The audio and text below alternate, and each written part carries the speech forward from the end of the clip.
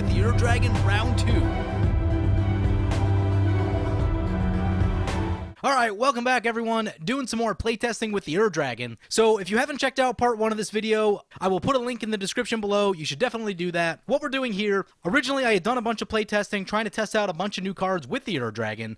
The main goal I was trying to solve was that the way that the Ur Dragon deck comes out of the box is this very linear, every turn you basically tap out to play one dragon. What I was trying to do is put in some cards that would allow us to cheat more dragons into play, more so that we could play a single card and get 2 dragons into play at a time, which makes us a little bit more resilient against spot removal. It means that we don't get time walked whenever someone Swords to Plowshare as one of our creatures. In the late game, it'll also help us rebuild better if there's a board wipe. So I've been testing out a bunch of different cards.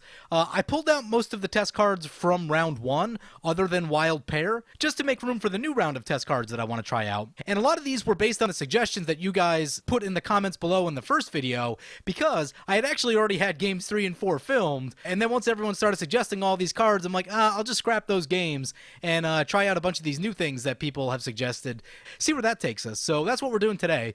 Anyway, some of the new cards we'll be looking at today are Uncage the Menagerie. The way this deck is built right now, ideally we'd be going X6. We don't have any 4-drop dragons, a couple in the 5 slot, and unless we're looking to do something very specific with them, so probably not the most ideal slot for us to be using that. Like I said, most of our dragons are in the 6 mana slot, and we have a wide range of effects available to us with the 6 CMC dragons. And then there's also a couple at 7 and 8. Maelstrom Wanderer is also a very interesting card left over from the first round of testing that gives all of our creatures haste, cascades into 2 cards, potentially 2 dragons, hopefully at least 1. It seems pretty legit. Anyway, Wild Pair, leave it in there because I really liked what it did in the first game. I want to see more of it if possible. So I actually just swapped a card out while I was going through the intro here. I had Dragon Arch in the deck, which allows you to cheat a multicolor creature into play from your hand. Problem is we have roughly 21 dragons in the deck. About 9 of them are monocolor, so Dragon Arch wasn't going to work super well with that. So instead I decided to slot that out and just put Sunbird's Invocation in. Pretty excited about what this can do. At some point we'll just be casting big spells, and really once we start casting anything 6 or more, we should have a pretty good chance of being able to cast some other really cool stuff in the process. Another card that was suggested by you guys was Oath of Druids, and I have a feeling that this one's going to be pretty good. In the early game especially, it shouldn't be too hard for someone to have a mana dork out, lay this thing down, and then we start getting dragons. Pretty excited to see where that goes. Selvala Heart of the Wild was suggested by someone in the comments as well, and after looking at it, I think it's going to be a really good piece of ramp and card draw. It looks really, really solid. Someone said they did some playtesting with it, and it was playing really well in this deck, so very excited to try that one out too. Next up, we have Defense of the Heart. I've heard this one can be a little bit slow, but if it does go off, we'll be in very good shape. Dragon's Horde seems interesting. When I played this in the Laplas deck, I noticed it is a little bit awkward because you can't draw the card and get the mana all in the same turn, so you do have to make a choice of whether you need the extra mana or whether you want to draw the card. We'll see how it plays. I'm very curious to see how it goes. Anyway, those are the new cards that we're trying out today. We'll see which ones we like best out of this group. And when time permits, I'll go back and try to pull all the best ones and combine them into the quote-unquote final form of our Ur Dragon deck. Anyway, let's go find a game. Alright, welcome back everyone. Doing some more playtesting with the Ur Dragon. Let's take a look at our opening hand. We have 2 lands. We have some nice artifact ramp, but it's a little risky, but I'm going to try it. I had a problem last game that I was playing with this deck where I didn't catch any of our early game ramp, and all of the new stuff we're trying out isn't really very good if you're just waiting till turn 6 or turn 7 to naturally hardcast that stuff without any acceleration. It's just very, very slow. There was a Maelstrom Wanderer opponent, and there was 2 other very reasonable opponents, and just too slow, so speed is important. Ooh, there's a Path of Ancestry. All right, now I feel much better about where things are going. So play the Path of Ancestry. That'll get us into the Urza's Incubator nice and quick. One more land after that, we get into the Thran Dynamo, and by that point, we can get this Maelstrom Wanderer down, and that should be pretty good for us. We draw into Scourge of Courageous. Won't be good right now, but in a few turns, should be pretty reasonable. Especially if our artifact ramp sticks around, we should be able to get that down nice and easy. Got a fan of the channel in the Goreclaw opponent, and they're going to Nature's Lore. So as I mentioned, we're playing the Ur Dragon. Makes our dragon spells cost 1 less, has flying, and whenever 1 or more dragons you control attack, draw that many cards, then put a permanent card from your hand onto the battlefield. And we'll be facing off today against Goreclaw, Terror of Kalsisma. It's 3 and a green for a 4/3. Creature spells you cast with power 4 or greater cost 2 less. and whenever it attacks, each creature you control with power 4 or greater gets +1/+1 and trample until end of turn. So pretty cool little kind of big creature tribal. Seems like it could be a fun little deck. Next up, we have Admiral Beckett Brass is 1 blue-black-red for a 3/3. Other pirates you control get +1/+1. At the beginning of your end step, gain control of target non-land permanent controlled by a player who was dealt combat damage by 3 or more pirates this turn. And Admiral Beckett Brass started off with a Sol Ring and a Herald's Horn, so getting all the mana ramp going. And then finally, we have Damia, Sage of Stone. Damia lays down... also getting all the mana ramp going. It's going to be a quick game. Damia had an Ancient Tomb, follows up with a Mana Crypt, follows that up with a Sky Shroud Claim. It's turn 2, and they're basically on Damia mana. They are, in fact, on Damia mana when they untap next turn. They're going to play Jace Vryn's Prodigy. Talking to opponent says their Goreclaw deck, nothing special, just big green creatures. That's usually good enough. Brings it back to our turn. We draw a Krosan Verge. Ooh. Oh, that's tricky. So do we... play Krosan Verge this turn, skip the Urza's Incubator so that we can hit Thran Dynamo next turn? Or do we play, let's see, if we go land Urza's Incubator, that'll give us 3, 5, 6. That still puts us mana short of Scourge of Kerr Ridges. So I think I'm going to go with the Krosan Verge right here. And then look to play City of Brass next turn, get the Thran Dynamo down. And then we'll be set up pretty well for Scourge of Kerr Ridges after that. So Goreclaw coming into play. Rashadan Footpad coming into play. It's a 2/2 human pirate. Enters the battlefield. Each opponent sacrifices a permanent unless they pay 2. Well, it's a good thing we didn't tap out because I almost tapped out to F8. It's a good thing we did not. You can definitely abuse that on Magic Online really easily, especially in the early turns. Ooh, nice. Opponent sacrifices their Ancient Tomb, so it's going to slow down their mana a little bit. Goreclaw loses land, and we don't lose anything, so how about that? Also, a Rashadan Airship can block only creatures with flying. It is a 3/1, and it's a pirate. So I was talking to my buddy MTG Mudsta about the Admiral Beckett Brass deck. He's seen it a few times in the groups that he plays in. He said he wasn't super impressed with it. A lot of the creatures in the deck really feel like bad draft creatures. So I am interested to see if maybe this opponent has worked out some of the kinks on Admiral Beckett Brass and maybe able to make things a little bit more efficient and make it play a little bit more cohesively. That's the main reason that I haven't played Admiral Beckett Brass on the channel yet, is that I just haven't heard great things about the deck. I've heard it doesn't play particularly well and really has a hard time kind of hanging. So Baral and Sakura Tribe Elder coming down for the Damia opponent. An opponent looks like they probably have counterspell mana up. Has me concerned about trying to slam a Thran Dynamo right here, but I guess we try it. They only have 2 cards in hand, so reasonable chance that one of them's not a counter. City of Brass trigger. So try this Thran Dynamo. It resolves. Nice. Then we'll play the Urza's Incubator, naming dragons. As long as none of our stuff gets blown up, we're in pretty good shape for next turn. Conclave Naturalist comes in. You may destroy target artifact or enchantment. That's totally going to be one of ours. Goes after the opponent's Herald's Horn. Nice. Oh, if that were me, I totally would have gone after one of our 2, because the dragons will be on the way next turn. Door of Destiny's coming down for the pirate opponent. Chooses pirates. Man, when all the Commander 2017 tribal stuff came out, really tried to make Door of Destinies work, and it's just such a hard card to use. The problem is that you need it as early as you can possibly cast it for it to really be good. Like with dragons especially, you never really cast that many dragons throughout the game. 3 or 4 is often enough to win the game as long as it's not board wipe city, on average. But like, if you draw Door of Destinies late in the game, it's just bad. You are better off drawing something like an Overrun or a Chroma's Memorial, something like that. It can be really good. If you catch it early and it doesn't get blown up and you play a lot of creatures after it, which is a lot of ifs, it can be strong enough to win you the game because it'll make all of your creatures huge. But it's just the timing restriction on when you need to have Door of Destinies down is what makes it not great. And it's so close. So, like, for 1 more mana, you get Coat of Arms, and Coat of Arms has no timing restriction. It does not matter when you play those cards. So, for 1 more mana, Coat of Arms, so much better, just that it also helps your opponent. We draw into Silumgar, Drifting Death. That's the -1/-1 Silumgar. Man, I would actually love to get that going against the Damia opponent. Is it worth using Swords to Plowshares on Damia? I mean, I almost feel like it is. So, they would be drawing 4 cards. We're gonna go with the Balefire Dragon right here, and we will Swords to Plowshares the Damia before their next turn. And we'll get a Scry off of the Path of Ancestry. It's a Phyrexian Reclamation. We have Living Death in hand, so I think I'm just going to put that to the bottom. And we have the mana to actually crack the Krosan Verge.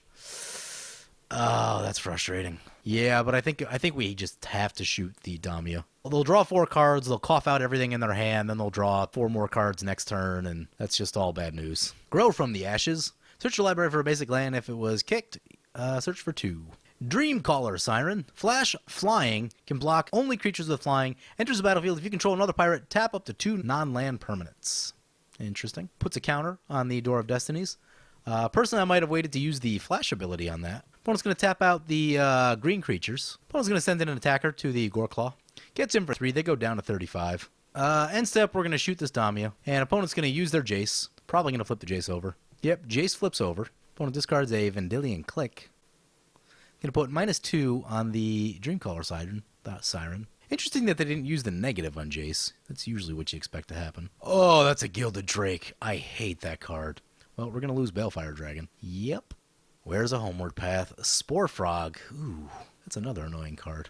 Means back to our turn, we draw a Haven of the Spirit Dragon. I think I want to go Maelstrom Wanderer right here just so we can get the double Cascade and see what we find off that. Don't feel like we need a Living Death just yet. Soon. But I'd like to wait till we get some things into our graveyard, if I can. Or can we just Ur Dragon? That is 2, 5, 6, 7, 8, 9, 10. Yeah, we can Ur Dragon if we want to. Well, let's try the Maelstrom Wanderer since that is one of the cards that we're trying to test out. So let's see what we hit. So City of Brass trigger on us, and we're going to get 2 Cascades. Oh, that's a Grasp of Fate. Yeah, that's what I'm talking about. Play the Grasp of Fate. Let's go for the Naturalists. Door of Destinies. And do we exile our Balefire Dragon or the Jace?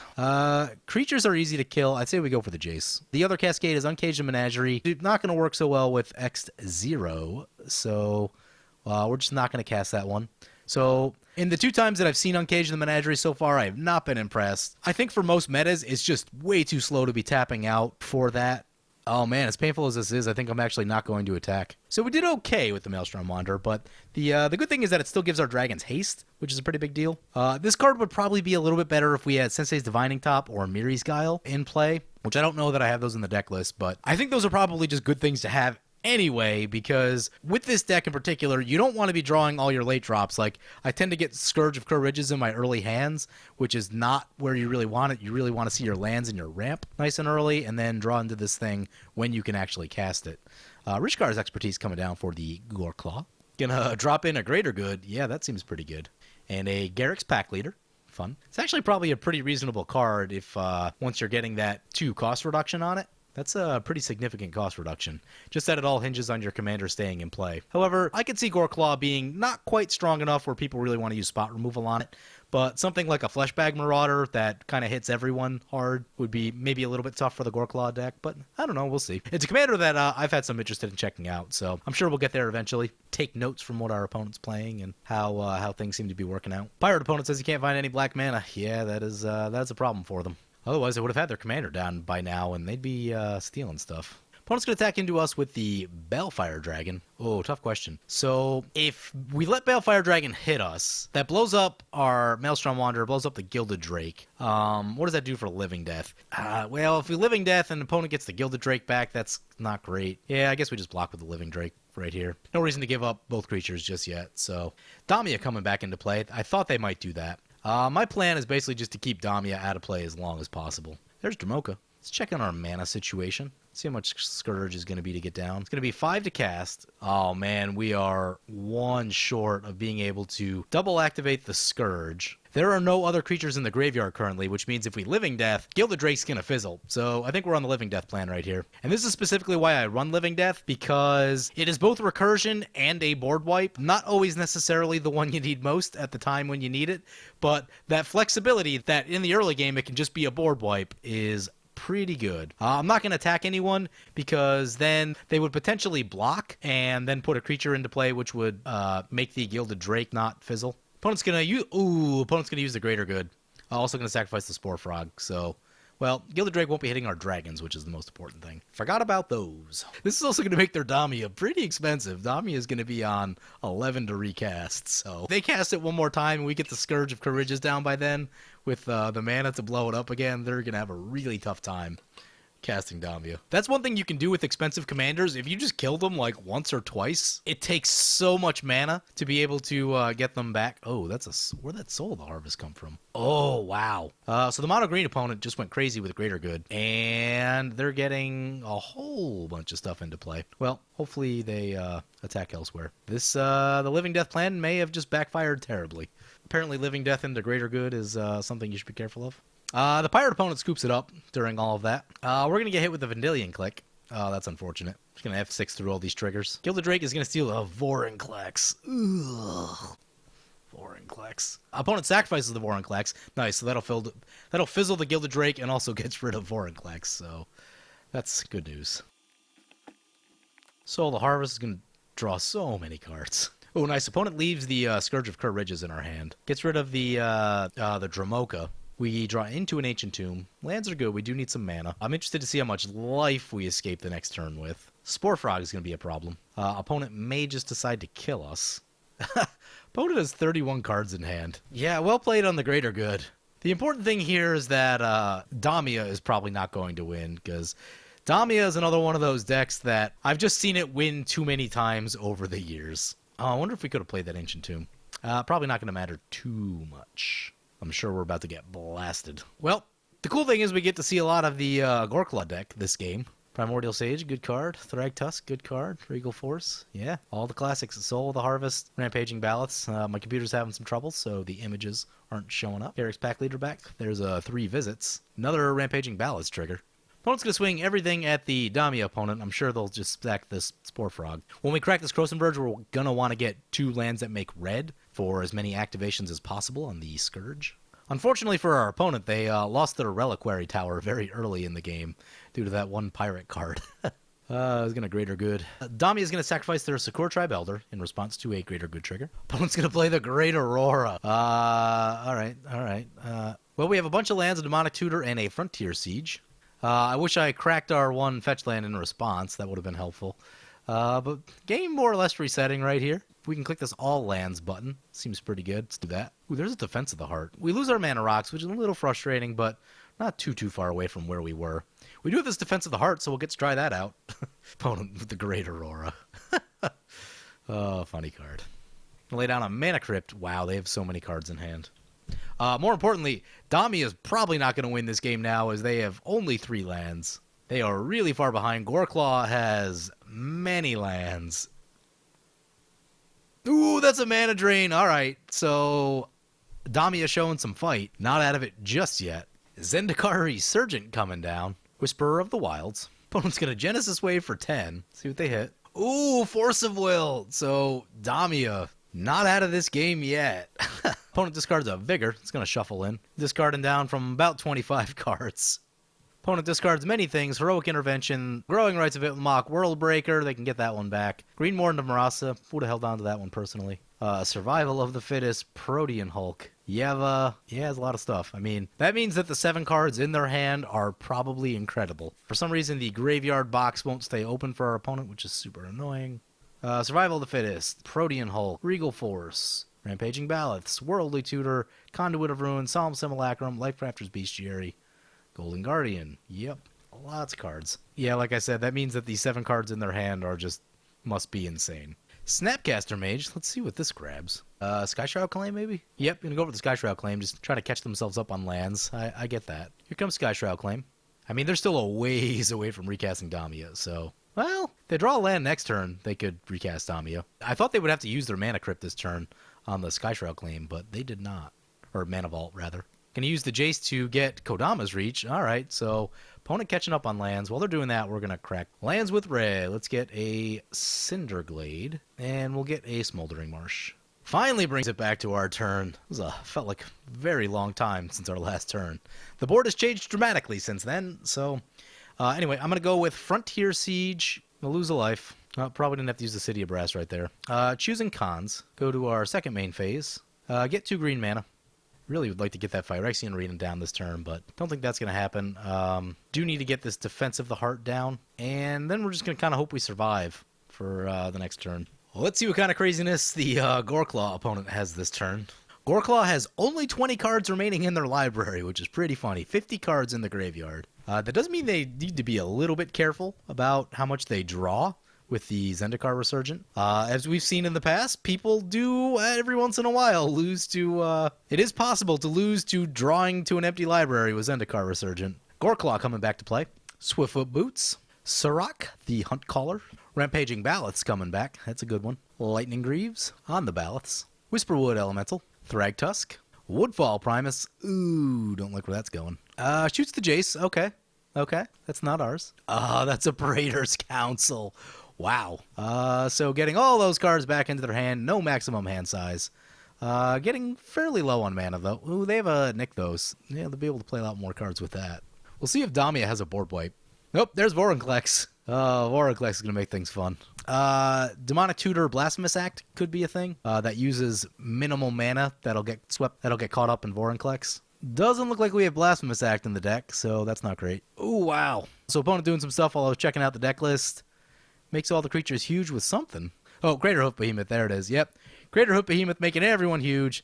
Plenty of things with haste. This is going to be easy lethal on the board, so well played by our opponent. Yeah, so the opponent played into our Living Death really greater good. I guess that's just not an interaction that I've run into before. I guess I haven't been playing that much Living Death lately, so something I'll have to keep in mind next time I play Living Death. Kind of fun that we got to see the Great Aurora. Opponent definitely making some play calls in the name of fun, not necessarily trying to win as quickly as possible. So I can get down with it, though. It's not too often you get to see the Great Aurora come down. And more important, negative 65 and negative 19. So we ended up going down. So a couple quick things. Yeah, I would consider the Living Death thing a misplay, not understanding what they could do with greater good. However, Uncaged the Menagerie, I've seen it twice in testing so far. Doesn't look like I was anywhere close to being able to use it either time. When we resolved the Maelstrom Wanderer, I don't think it was the Maelstrom Wanderer that was inherently bad. I think it's the fact that we ran into Uncaged the Menagerie, which I don't think is honestly going to be very good. I think it's just way too slow to not actually put creatures into play. Anyway, hope you guys enjoyed the video. Thank you for watching.